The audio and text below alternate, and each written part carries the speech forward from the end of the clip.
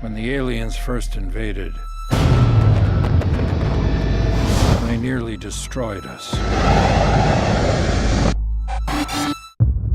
They will be back. Here is my interview with Gavin Hood. He's insane, I'm telling you.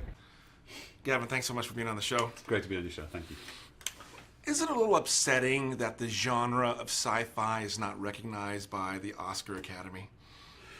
Well, that's a great question. I do think in this particular case that I would have loved for my visual effects team to have more recognition, because I think that the number of different worlds that they had to create is incredible.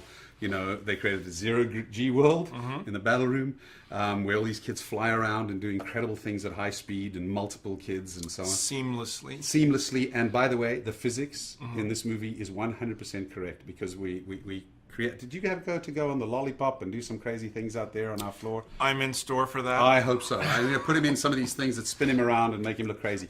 That stuff that we use with the kids on set, where we fly them around against a green screen, is really just to capture their facial expressions, because a lot of times the body hooked into all this apparatus, although it's approximating zero-G, it's not perfect.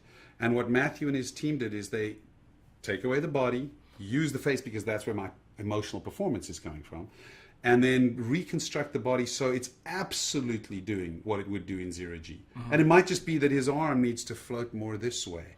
But when he was flying, he was tense. And we need to relax that. So you ask, why do we do it with the actors at all? Because the expressions of these actors, you don't want to be creating synthetically. The fact that their face is doing this and they're actually flying gives it a truthfulness. But in order to make the physics of zero-G correct, Matthew and his team worked with every one of those kids synthetically to create beautiful zero-G movements. And then the next stuff they have to do, of course, is this whole simulation cave. They've got battle fleets and alien fighters and a giant simulation cave with things flying around. And the math behind the way those thousands of formic fighters flock is derived from very clever computer science geniuses working out the way birds flock.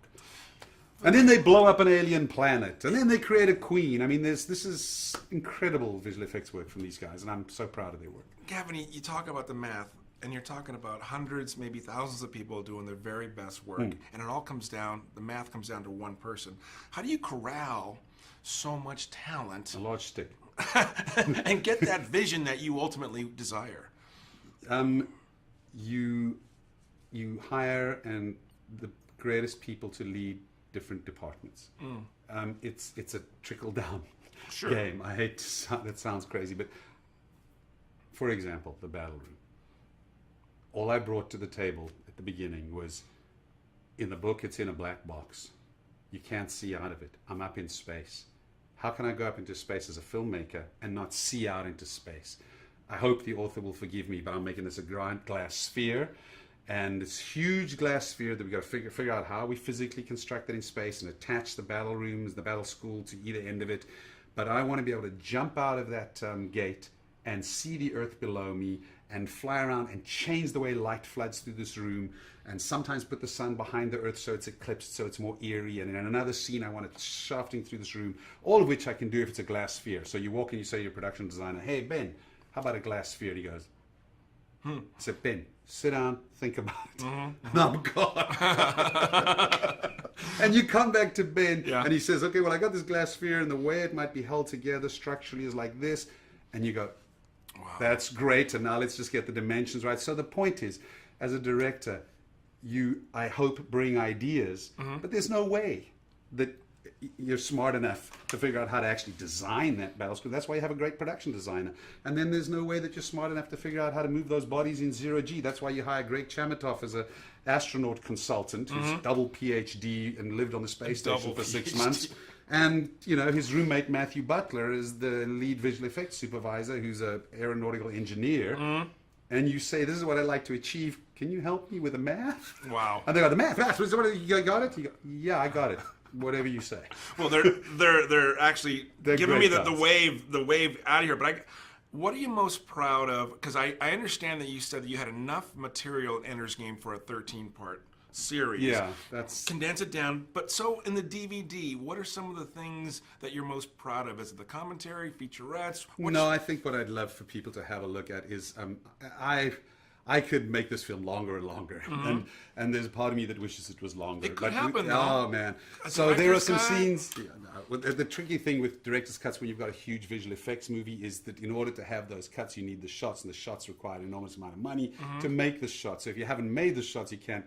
I'll make some keep them in. calls. So make some calls for me. But on the DVD and the Blu-ray are certain scenes that were live action scenes. There's a great conversation between Ender and Dink, for example, that I really love. One between him and a character called Mick that's great. That just flesh out more the themes of leadership and Ender's ego need to win. And other guys saying to him, really, you really have to do this? Why don't you just stop cooperating? You don't have to play these guys' game. So part of Ender's flaw is that his ego need to win helps Graf manipulate him. Wow. If Ender didn't have that ego need, and what I love about Ender, he's therefore not a perfect kid. He's struggling with his capacity for compassion and his capacity for violence, and he's not perfect.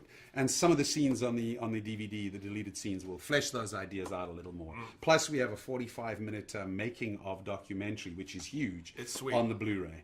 And then, of course, yes, there's commentary and making of and how we did and all the usual stuff. But Yeah. check out the Bluray for me. It's Gavin, got some cool stuff. Thanks so on it. much. Thank you. I'm jealous for anyone who hasn't seen it yet. It's about to see it for the first time. You're going to love it. It's That's so very great. kind of you. It's All very right. generous of Thank you. Thank you. If you don't try, then we will all be lost. I'll do everything I can to win this war. If you succeed, You will be remembered as a hero. He's abandoning his entire fleet. he's in command. There's no stopping him now. In 3, 2, 1.